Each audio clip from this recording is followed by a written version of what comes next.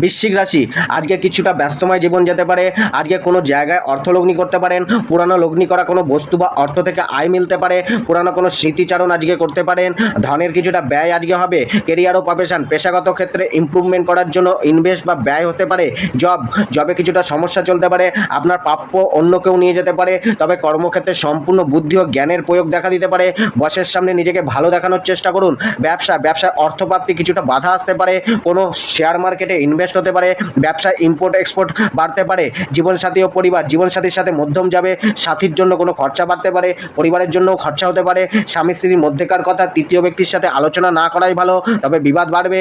কিছুটা গৃহ পরিবারে বিবাদ দেখা দিতে পারে। প্রেম নিবেদনের ক্ষেত্রে আপনার কিছুটা আত্মবিশ্বাসের কমতি দেখা দিতে পারে।